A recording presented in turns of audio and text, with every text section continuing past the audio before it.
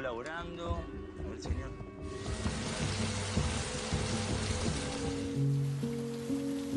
Halo para sobat seger dimanapun kalian berada. Sekarang Mang Bejo kembali lagi nih untuk mengingatkan kalian seperti kata pepatah, serapat apapun kamu menyimpan bangkai, pasti baunya akan tercium juga. Alias kebohongan atau keburukan apapun yang berusaha kamu tutupi pasti akan terbongkar juga. Jadi jangan sampai kamu berbohong pada orang lain, apalagi kepada sahabat sendiri. Karena sekalinya berbohong, kamu pasti butuh kebohongan lain untuk menutupinya. Dan kalau ketahuan, bisa dipastikan kalau sahabatmu itu gak akan pernah percaya sama kamu lagi. Makanya sekarang Mang Bejo bakal membawakan sebuah film yang berjudul To Steal From a Thief, tentang para perampok yang sedang melakukan aksi di sebuah bank. Usut punya usut, perampokan ini cuma pura-pura karena niat sebenarnya adalah mencuri data rahasia yang berisi daftar koruptor di pemerintahan Spanyol. Anjay. Kira-kira para koruptornya bisa ketangkep gak ya seperti para koruptor di negeri Wakanda yang gampang banget ketangkepnya? Jadi tetap semangat ya buat kamu yang lagi berjuang. Selamat nonton dan selamat maem.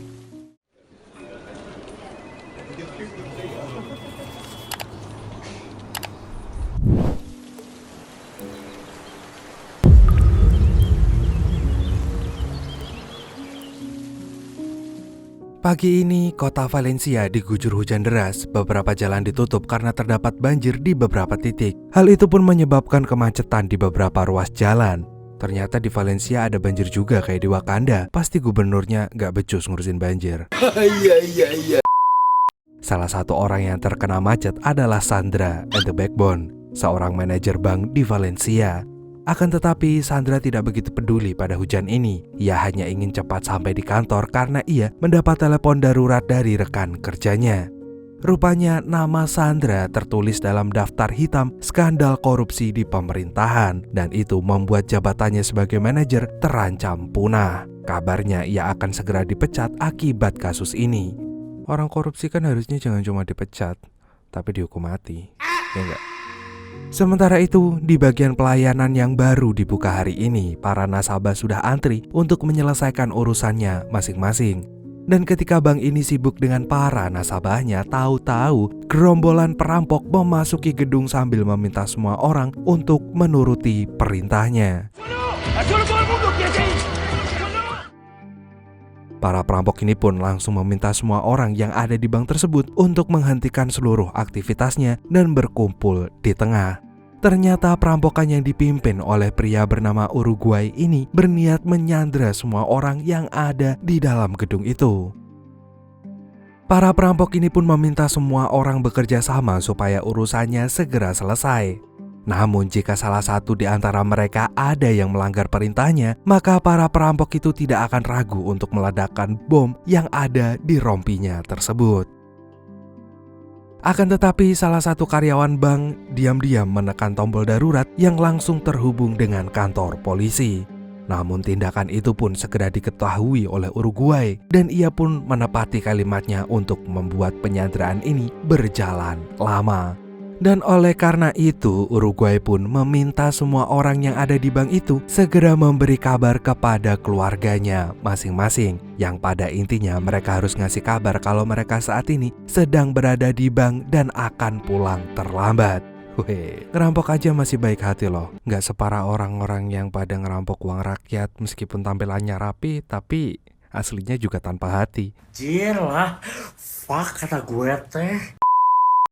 Sementara itu, Uruguay meminta anak buahnya yang bernama Loco untuk memutuskan jaringan CCTV. Maka dari itu, orang yang berada di luar termasuk polisi nggak akan bisa melihat akses aktivitas di dalam bank ini. Tak lama kemudian, rombongan polisi pun datang. Namun mereka tidak bisa memasuki bank itu karena para perampok telah menutupnya dengan rapat.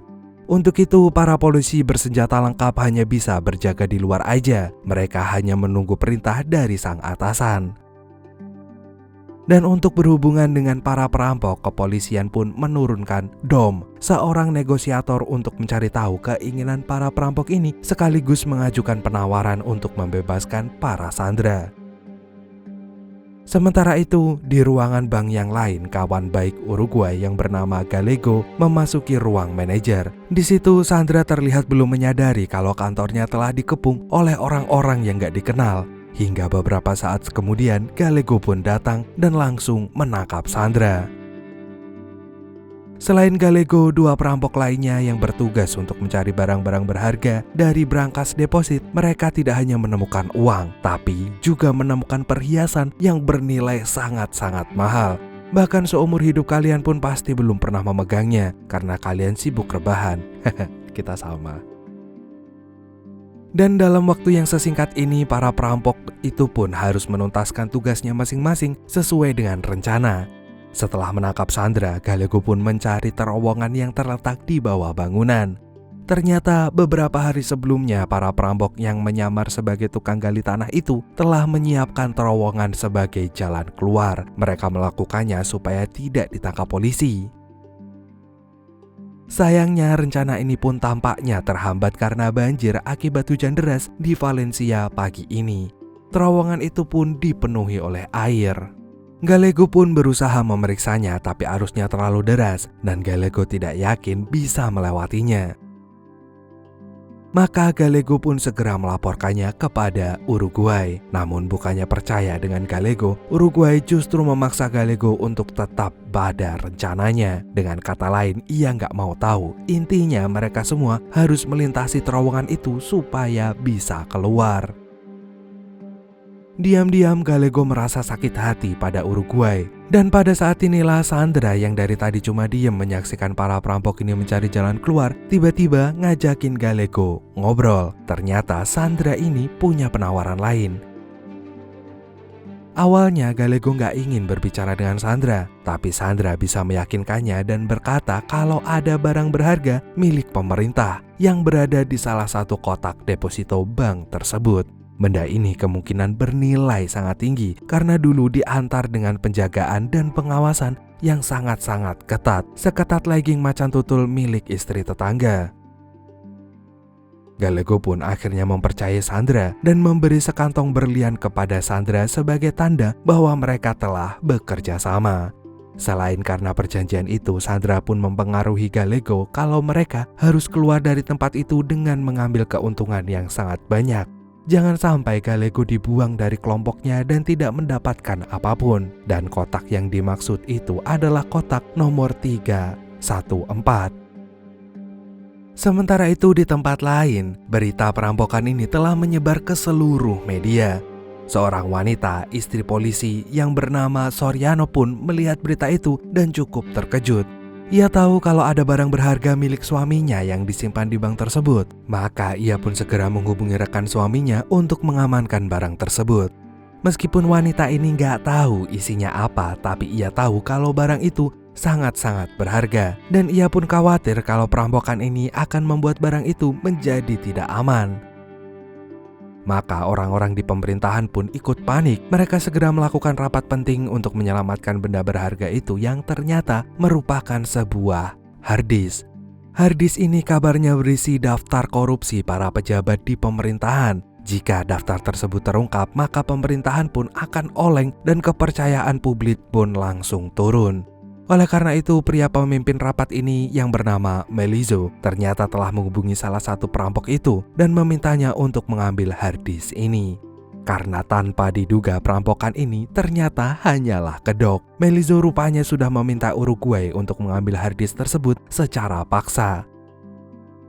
Akan tetapi karena urusan ini semakin melebar dan para polisi jadi ikut campur juga, maka Melizzo pun mau gak mau harus turun tangan menghadapi hal ini. Karena nyatanya fakta di lapangan mengatakan kalau para polisi sudah menyiapkan regu tembak untuk menghabisi para pelaku. Para perampok itu pun berniat segera meninggalkan bank dengan menerobos banjir di terowongan. Uruguay sudah menyiapkan para sandera di depan pintu dan menyuruh mereka memakai rompi dan membawa senjata juga. Hal itu pun dilakukan supaya polisi tidak bertindak gegabah dan menuruti keinginan para perampok. Setelah itu, Uruguay diam-diam kembali ke brankas deposito dan membawa harddisk dari kotak 314. Gallego yang melihat hal ini pun langsung terkejut. Ia nggak nyangka kalau Uruguay telah mengetahui hal tersebut. Begitu juga dengan Uruguay yang tidak tahu kalau Gallego juga udah tahu tentang kotak 314. Gallego pun merasa marah karena akhirnya ia sadar kalau Uruguay ini merahasiakan hal itu. Bahkan mereka telah mengorbankan diri untuk terlibat dalam kasus kejahatan ini. Dan tidak ada bedanya dengan Uruguay, ia juga marah kepada Gallego dan bertanya dari mana Gallego mengetahui hal ini. Dan Gallego pun menjawab jujur kalau kotak rahasia itu adalah kotak yang dibocorkan oleh Sandra, sang manajer bank. Para perampok ini pun kemudian memasuki terowongan yang dipenuhi oleh banjir. Uruguay yang tadinya nggak percaya akhirnya menjadi orang pertama yang berusaha melintasi terowongan ini.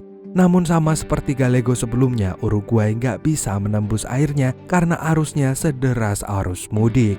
Gara-gara itu, Uruguay pun sadar kalau upaya mereka akanlah sia-sia. Maka Uruguay pun memutuskan untuk kembali ke gedung dan menjalankan rencana lain. Sementara itu, di lain tempat, Dom berusaha menghubungi perampok itu sebelum para penembak menjalankan misinya. Sayangnya karena saat ini Uruguay dan kawan-kawan masih berada di terowongan, upaya Dom itu hampirlah gagal. Tapi untungnya setelah beberapa saat menunggu, Uruguay akhirnya menjawab teleponnya. Dan ia pun mengulur waktu dengan minta dikirimkan makanan mumpung ada promo gratis ongkir. Jadi para eksekutor pun langsung membatalkan misinya. Sementara itu pihak kepolisian pun juga kebingungan, terutama Dom. Orang-orang dari pemerintahan tahu-tahu mengintervensi penyanderaan ini dan meminta para polisi untuk segera mundur. Melizzo kemudian mengambil alih kendali dan menggantikan tugas Dom untuk bernegosiasi dengan para perampok. Dan di saat waktu peralihan inilah para polisi menuruti keinginan para perampok dengan mengirimkan makanan. Kemudian para perampok pun membagikan makanan itu untuk para sandera seperti hari Jumat berkah. Uruguay lantas membuat rencana cadangan di mana ia ingin melibatkan harddisk rahasia itu. Akan tetapi tidak hanya Gallego yang sebelumnya tidak tahu, anak buah Uruguay yang lain pun juga tidak diberitahu. Mereka semua lantas menyalahkan Uruguay sama persis seperti Gallego yang merasa hanya dimanfaatkan aja untuk kepentingan pribadi Uruguay. Hal itu pun membuat Uruguay merasa terdesak dan akhirnya mendatangi Sandra yang dari tadi bersembunyi di toilet. Sandra pun sesungguhnya ingin menyembunyikan berlian yang ia dapatkan dari Gallego. Namun karena Uruguay memaksanya keluar, akhirnya Sandra pun terpaksa menelannya seperti menelan permen yosan dan pura-pura gak tahu. Uruguay kemudian menuding Sandra telah bekerja sama dengan Gallego karena punya kepentingan lain. Pertengkaran ini pun hampir gak bisa diakhiri sampai anak buah Uruguay yang bernama Valera berusaha melerai mereka semua. Hal ini pun kemudian membuat Uruguay merasa kesal, kemudian menyadari kalau Sandra dan Gallego memang telah bekerja sama dengan cara menukar berlian dengan informasi rahasia itu. Sementara itu, Loco yang sejak tadi bertanggung jawab soal teknis diam-diam ingin membuka file di dalam harddisk. Namun saat Loco berniat membukanya, file itu tahu-tahu terhapus dan semua datanya hilang begitu aja. Loco kemudian merasa panik dan keringat dingin seperti orang kebelet, tapi ia gak ingin membuat Uruguay semakin marah. Karena ternyata komputer tempat Loco ingin membuka file telah diretas oleh orang-orang pemerintahan, dan mereka langsung menghapus file tersebut dari jarak jauh. Setelah itu di kantor polisi, Melizzo sudah 100% memegang kendali. Dia kemudian bernegosiasi dengan Uruguay dan memintanya untuk memikirkan ulang perjanjian di antara mereka. Keduanya pun bertemu di depan gedung. Melizzo seketika itu langsung mengecap bahwa Uruguay telah gagal menuntaskan misi. Untuk itu, supaya Uruguay bisa bebas dengan aman, Melizzo pun minta Uruguay untuk menuruti seluruh skenario yang diinginkan oleh Melizzo. Sesaat kemudian negosiasi pun selesai. Uruguay langsung marah karena ia merasa dikhianati. Oleh karena itu, Uruguay pun ingin bekerja dengan caranya sendiri. Rencana yang dimaksud oleh Melizzo adalah membebaskan para sandera melalui gedung sebelah. Melizzo akan mengirimkan para polisi untuk menyelamatkan para sandera itu dari sana. Akan tetapi di tengah persiapan itu, Loco akhirnya memberitahu Uruguay bahwa semua file yang ada di harddisk itu telah dihapus. Hal ini pun membuat Uruguay semakin marah. Itu berarti mereka tidak punya senjata apapun untuk menakut-nakuti Melizzo. Oleh karena itu, Uruguay dan kawan-kawannya pun membawa para sandera ke gedung sebelah. Dan saat mereka tiba di sana, Valera langsung menembak petugas. Dan setelah semua petugas yang berjaga telah habis, para perampok ini pun kemudian memakai seragamnya dan pura-pura jadi polisi yang menyelamatkan para sandera. Anjir, di Spanyol ternyata ada juga polisi gadungan. Setelah itu, mereka pun membawa Sandra, si manajer bank, untuk diserahkan kepada polisi yang berjaga di luar. Sayangnya, kebodohan dan kepanikan Loco membuat penyamaran para perampok ini jadi terbongkar. Dan akhirnya terjadilah adu tembak yang sangat menegangkan. Loco, vení para atrás.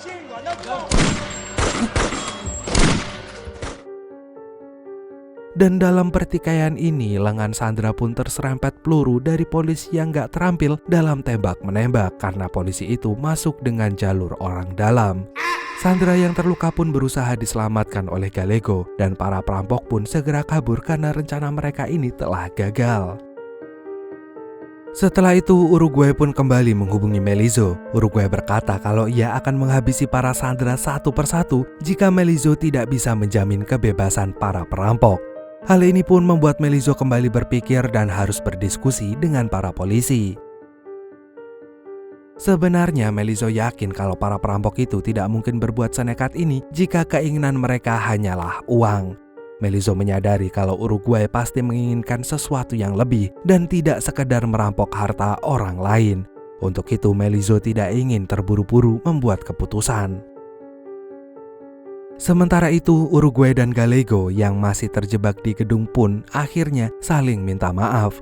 Mereka saling menyadari kalau misi ini tidak akan berhasil jika mereka terus bertengkar dan tidak percaya satu sama lain. Dan oleh karena itu pun mereka harus guyup rukun seperti warga Nganjuk dan berpikir bersama-sama untuk keluar dari tempat itu dengan aman dan selamat serta barokah. Maka Uruguay pun memikirkan cara lain supaya keselamatan mereka bisa dijamin oleh Melizzo. Sebenarnya Uruguay merasa bingung kenapa Melizzo tampak sangat ketakutan dengan harddisk yang katanya milik Soriano itu. Hingga ia pun berpura-pura mengetahui isi file tersebut dan langsung menelpon Melizzo. Di dalam telepon ini Uruguay berkata kalau ia sudah mengetahui isi harddisk tersebut. Salah satu filenya berupa rekaman video skandal pemerintahan. Dan hal itu pun membuat Melizzo langsung panik dan hanya bisa pasrah. Jadi Uruguay tahu kalau ia berhasil memancing Melizzo dan ia pun kemudian meminta Melizzo untuk mempertemukannya dengan orang dari pemerintahan untuk membicarakan hal ini. Sementara itu, Melizzo yang panik segera menghubungi rekan kerjanya untuk menguji kebenaran informasi Uruguay itu. Dan dari rekan kerjanya itulah ia menghapus keraguan Melizzo dan berpikir kalau Uruguay tidak berbohong. Akhirnya Melizzo pun mengutus Ferran untuk menemui Uruguay. Mereka kemudian bertemu di luar gedung yang dijaga ketat oleh para polisi bersenjata lengkap. Uruguay kemudian mengajak Gallego dan tanpa basa-basi Uruguay segera meminta jaminan kebebasan karena ia ingin pergi ke luar negeri. Ferran pun bersedia menyiapkan hal itu, bahkan ia bisa menyediakan kawalan ketat dan menutup beberapa ruas jalan supaya Uruguay dan teman-temannya bisa ke bandara dalam waktu cepat. Akan tetapi Ferran sebenarnya masih meragukan informasi Uruguay, namun Uruguay mengancam jika Ferran tidak menepati janjinya, maka Uruguay akan menyebarkan skandal pemerintahan yang bahkan Ferran juga terlibat di dalamnya itu. Ferran pun auto ketar-ketir. Ia langsung menghubungi rekan kerjanya yang bernama Christina untuk memastikan informasi itu. Maka di lain tempat Christina pun pergi ke rumah sakit dan menemui Sandra yang telah mendapatkan perawatan. Christina menanyakan tentang para perampok itu kepada Sandra dan Sandra yakin kalau pemimpinnya yang bernama Uruguay telah mengetahui semua isi rahasia harddisk tersebut. Namun sayangnya Sandra sendiri gak tahu apa isi rahasia itu. Ferran kemudian menuding kalau Uruguay telah berbohong dan hal ini membuat Uruguay tahu kalau Ferran semakin panik.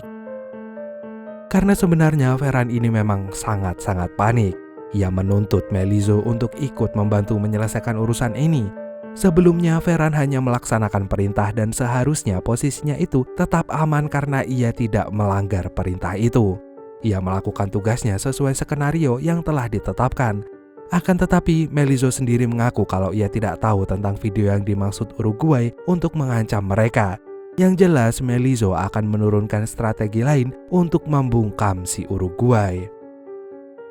Sementara itu, Dom yang dari tadi hanya mengawasi Melizzo dari jauh lama-lama merasa curiga. Ia pun mengumpulkan informasi tentang Melizzo dan juga Ferhan hingga menemukan fakta kalau kedua orang itu memang berkomplotan dalam kejahatan. Dan tampaknya punya kerja sama lain di luar pekerjaan mereka sebagai staf pemerintahan. Sementara itu, di sisi lain Ferhan ditarik kembali ke Madrid karena Melizzo sudah membuat keputusan lain. Setelah seluruh negosiasi yang dilakukan, pemerintah akan membiarkan para perampok pergi ke luar negeri, sedangkan para perampok akan membebaskan para sandera.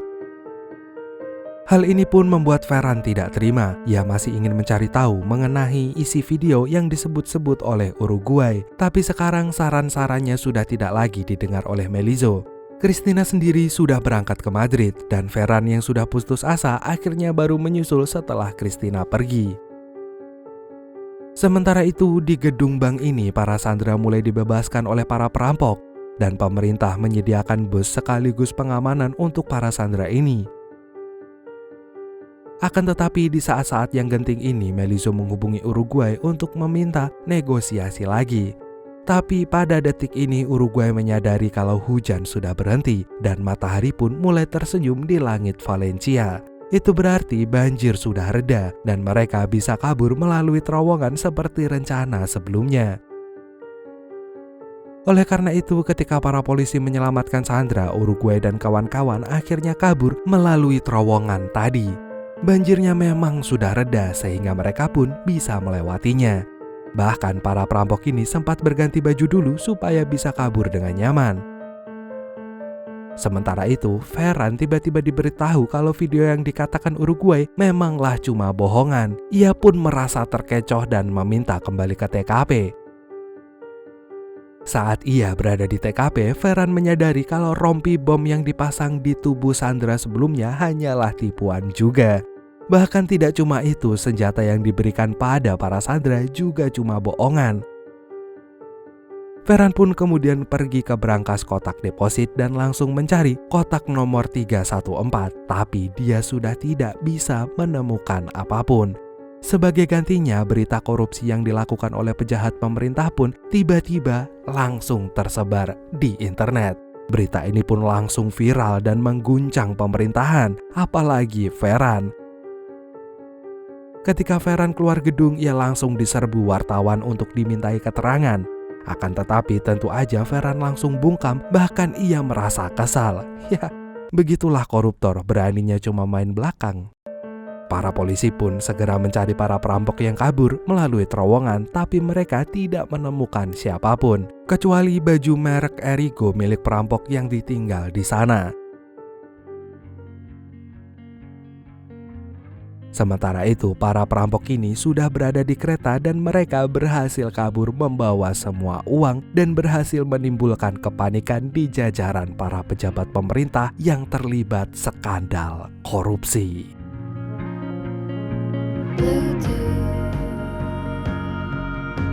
That blue sort of